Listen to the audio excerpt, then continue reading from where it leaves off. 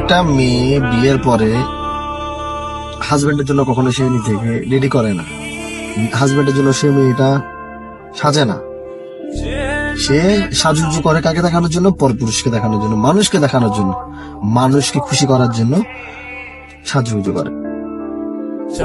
সারা দিন একটা ছেলে মানুষ পরিশ্রম করে, টাকা উপার্জন করে, কাজ করে, বাসায় আসার পরে যে তার বউকে দেখে, তার বউ কাজের মেয়ের চেয়ে অদম হয়ে বসে আছে, পুরাতন একটা জামা পরে আছে, যার থেকে ঘামের গন্ধ বেরোচ্ছে, চুলগুলো আওলা ঝাওলা, সে পুরুষের আর ওই মেয়ের প্রতি একটা যে টান, ভালোবাসার যে ডান সুবাস পারফিউমের মতো কাজ করবে, ওটা কাজ করবে না।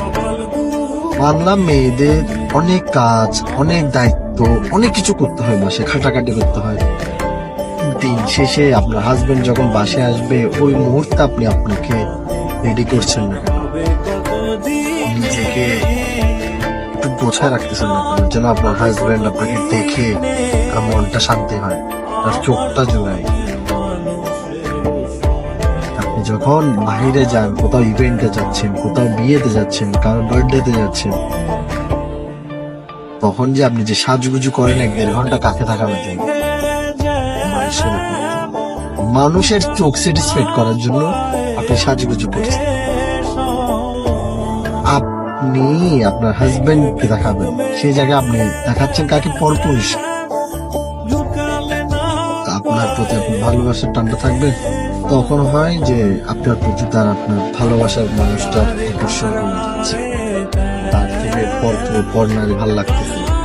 প্রেম নারীগুলো গোছালো হয়ে থাকে। আপনার হাজবেন্ড সারাদিন পরিশ্রম করে আসার পরে নিজেকে রেডি করে রাখেন, নতুন জামা কিনলেন, একটু চুলগুলো একটু আছড়াই নিলেন, লিপস্টিক দিলেন, একটু হালকা ফেয়ার লাভলি দিলেন, জাস্ট ইনাফ।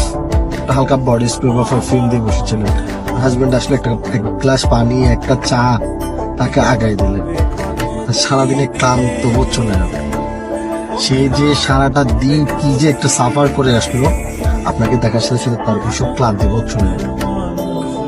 নিজেকে স্বামীর কাছে উপস্থাপন করবে, পরপুরুষ, দুনিয়া, সোসাইটি কাছে নয়, যেন আপনার স্বামী আপনাকে দেখে তার ভিতরের মধ্যে সারাদিনে ক্লান্ত দূর করতে পারে।